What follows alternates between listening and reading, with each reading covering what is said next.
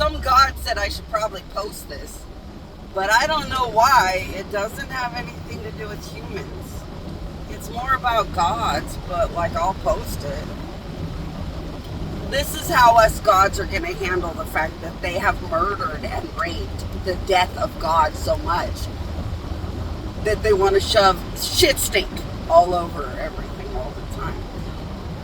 When you murder forever, you want to when you murder forever, you want to walk around in everybody's shitty, stinky dead bodies all day.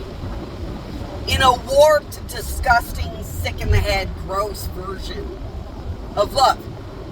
So, when you murder and murder and murder, you want to be inside of somebody's flesh. When you murder and murder and murder, you want to wear their skin. And it's like the opposite of love. It's very sick in the head, gross, distorted shit. Until you want to pretend you're in a love affair with something you've murdered. Until you want to roll around in their flesh and their skin and act like you are one. As if it's pure love. But it's pure murder, happy, disgusting, sickening shit. When you murder and murder and murder the death of God, you just want to shove farts and shit stink everywhere. Because when you murder the human, it's a love affair with your murderous self. And you realize you don't need the human to exist. You want to believe that the victim was whatever you were fantasizing and pretending. And you want to walk around in their dead body living in that fucking turn-on dream forever. A perpetual, sick, twisted fantasy. When you murder the death of God, you want shitty, stinky, disgusting shit in the air everywhere. To walk on the clouds of the murder of all gods and angels and enjoy the shit stink of the death of heaven everywhere. In a warped, murder-happy, twisted, disgusting version of love, happiness, gross murder people shit. Because you realize you don't need a god or an angel. You need to murder all of them and live in the shit stink of it forever. And call it a love affair. And as long as you can murder and rape God and make God dead and rape do all the work, who gives a shit, right?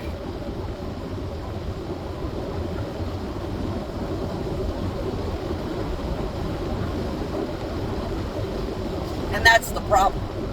The United States knows that evil God enemies murder gods forever and make them do all the work.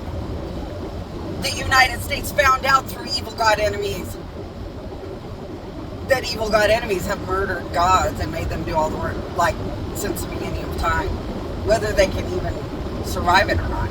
And often those dead gods break and are never, ever, ever existing again.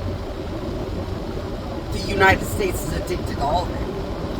The United States will sit and murder everything and make them do all the work. Murder. And call it making them invincible through brain alteration. And it's sickening.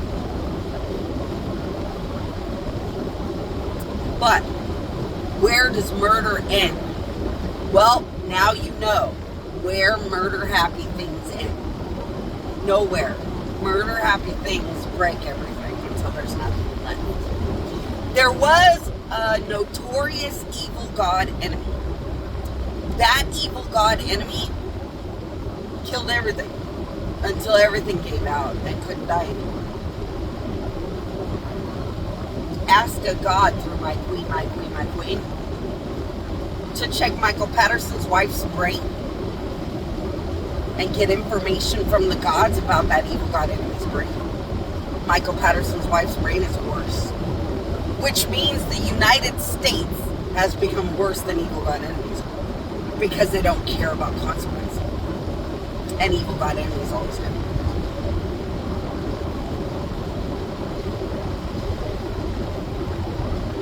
I don't know why a god wants me to put this on a video though, because like, in the world of gods, it's really barbaric shit.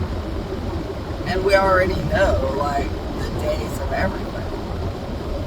Such as The United States and Dubai made deals with the devil, demons, and evil god enemies to make sure that death alteration that they are doing is completely fake. At some point, real death will set in, and they will all give out in death. And provably, alteration didn't mean shit. In case anyone actually is good anymore and wants to go to my queen, and be the first ones to prove it.